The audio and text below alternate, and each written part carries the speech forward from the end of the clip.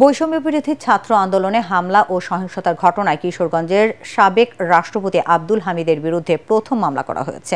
এতে সাবেক প্রধানমন্ত্রী শেখ হাসিনা, তার বোন শেখ রেহানা এবং ছেলে সজীব ওয়াজেদ জয় ও মেয়ে সাইমা ওয়াজেদ পুতুল সহ আরও ১২৩ জনকে আসামি করা হয়েছে। কিশোরগঞ্জ থানায় মামলাটি দায়ের করেন সদরের উত্তর ললিতাবালী এলাকার আবু তাহের ভূঁইয়ার ছেলে তহমুল ইসলাম। মামলা দায়েরের পর তহমুল জানান তিনি বিএনপির কর্মী। আন্দোলনের সময় তিনি আহত হয়েছিলেন। দীর্ঘদিন চিকিৎসা নেওয়ার পর তিনি এখন কিছুটা সুস্থ হওয়ায় মামলাটি দায়ের করেন। আওয়ামী লীগ সরকারের পতনের পর এই প্রথম কোনো মামলায় সাবেক রাষ্ট্রপতি আব্দুল হামিদকে আসামি করা হলো। মামলায় আব্দুল হামিদ ৩ নম্বর আসামি, ১ নম্বর আসামি শেখ হাসিনা আর ২ নম্বরে রয়েছেন শেখ রেহানা। মামলাটি তদন্ত করে যথাযথ আইনি ব্যবস্থা নেওয়ার কথা জানিয়েছেন কিশোরগঞ্জ সদর মডেল থানার ওসি আব্দুল্লাহ আল মামুন।